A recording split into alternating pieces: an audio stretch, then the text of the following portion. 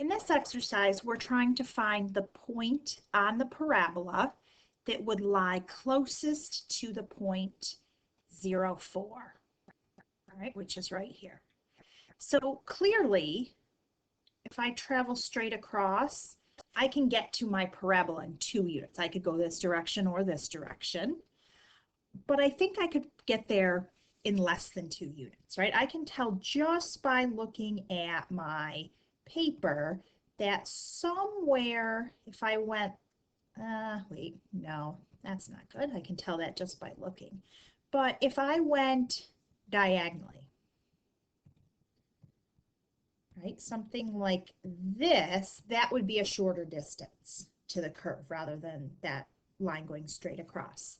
So I have some unknown point here, call it xy, right? That is the point on the curve which is closest to this point 0, 4. And then obviously I'm going to have the same point over here, which would be at negative x, y. Okay, so I'm going to have 2 possible points, right? Which is one's just the reflection of the other through the y-axis. It seems to not want to let me write over here just easily. So anyway, I want to minimize the distance between the point 0, 4 and the point x, y. Okay, so I'm going to use the distance formula to express the distance between those 2 points. So we just reviewed that in the previous segment under prerequisite skills. So I need to do change in x coordinates. Well, that's easy, x minus 0. So that's just going to be x squared plus change in y coordinates. So I have y minus 4 squared. All right, and I need to minimize this distance.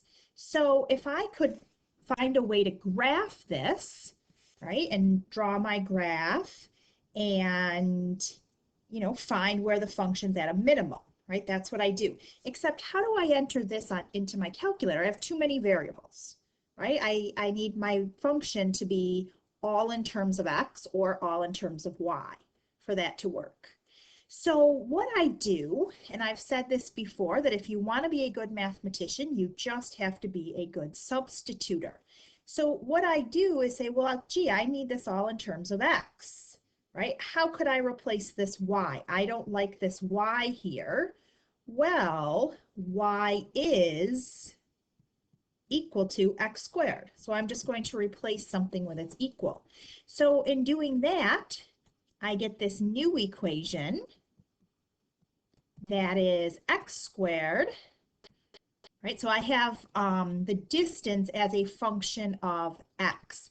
Now I can take out my calculator and graph this, all right? So everyone grab your calculator. Again, we have to decide on a good window, all right? So I know that I can get to the graph in less than 2 units, right? So I might set my x for window to be between, I know it's not going to be 0 because I can see how long it would take me to get down to 0, but remember, it's better to set your window a little too big than a little too small. So I'm going to set my window 0 to 2, all right? Because I can tell just by looking, I'm going to have some value of x that's like kind of close to 2, maybe like 1.7, something like that. I can already see that just by looking.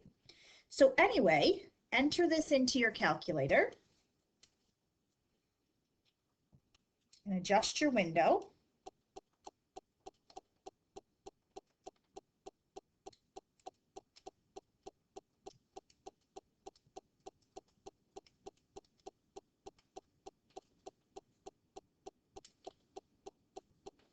So I did 0 to 2 and then a zoom fit.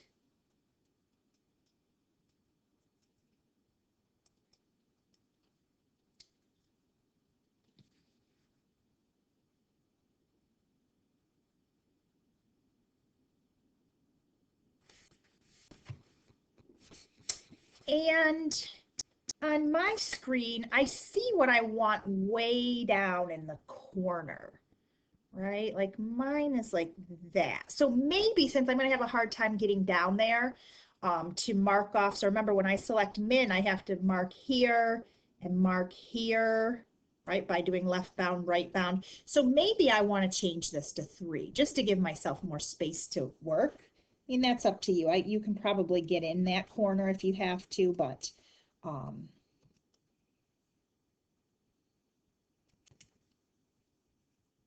so yeah, I just changed my window to 3. I have a much easier time seeing the minimum when I did that. So I'm going to go to second calculate, find the minimum, mark the lower bound, mark the upper bound,